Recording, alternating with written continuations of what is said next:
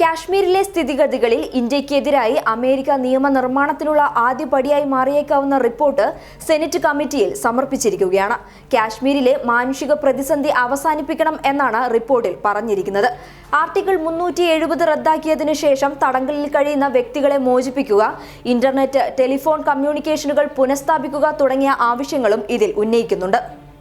കാശ്മീർ സ്ഥിതിയും ഇന്ത്യ-US ഉഭയകക്ഷി ബന്ധവും വ്യാപാര ബന്ധങ്ങളും പ്രധാന ഉദ്യോഗസ്ഥരുമായുള്ള പ്രതിരോധ വാങ്ങലുകളും ചർച്ച ചെയ്ത ഒരു കോൺഗ്രസ് പ്രതിനിധി സംഘത്തിന്റെ ദില്ലി സന്ദർശിച്ച സെനറ്റർ ക്രിസ് വാൻ ഹോളനാണ് ഭേദഗതി നിർദ്ദേശിച്ചത്. പ്രസിഡന്റ് ഡൊണാൾഡ് ട്രംപുമായി അടുത്ത ബന്ധത്തിന് പേരുകേട്ട മുതിർന്ന സെനറ്ററും പ്രധാന റിപ്പബ്ലിക്കൻ നേതാവുമായ ലിൻഡേ ഗ്രഹാം സെനറ്റിന് സമർപ്പിച്ച റിപ്പോർട്ടിൽ കാശ്മീരിലെ നിലവിലെ മാനുഷിക പ്രതിസന്ധിയെക്കുറിച്ച് പരാമർശിക്കുകയും സർക്കാരിനോട് ആവശ്യപ്പെടുകയും ചെയ്യുന്നുണ്ട്. പ്രധാനമന്ത്രി നരേന്ദ്രമോദി US-ലിരിക്കെ സെപ്റ്റംബർ 26-നാണ് പ്രമാണം സമർപ്പിച്ചത്.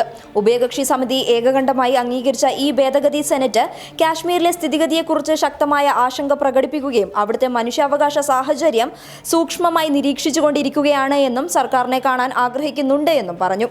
ഇന്ത്യ ഈ ആശങ്കകളെ ഗൗരവമായി കാണുന്നു. പ്രധാനമന്ത്രി മോദിയുമായി തന്റെ ആശങ്കകൾ സ്വകാര്യമായി പങ്കുവയ്ക്കുന്നു എന്ന് പ്രതീക്ഷിച്ചിരുന്നുവെങ്കിലും അദ്ദേഹത്തെ കാണാൻ കഴിഞ്ഞില്ല എന്നും അദ്ദേഹം കൂട്ടിച്ചേർത്തു. കാശ്മീരിനെ കുറിച്ചുള്ള അവരുടെ ആശങ്കകൾ സർക്കാരിൽ നിന്ന് എന്തെങ്കിലും പ്രതികരണം നേടിയിട്ടുണ്ടോ എന്ന് വ്യക്തമല്ലെങ്കിലും ശ്രീനഗർ സന്ദർശിക്കാൻ അനുമതി ആവശ്യപ്പെട്ടപ്പോൾ സെനറ്റർ വാൻ ഹോളിന് അത് നിഷേധിക്കപ്പെട്ടിരുന്നു. News desk public Kerala.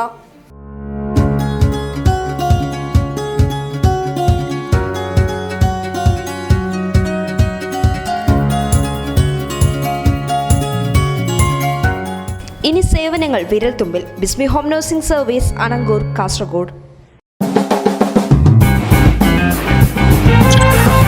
Let's go.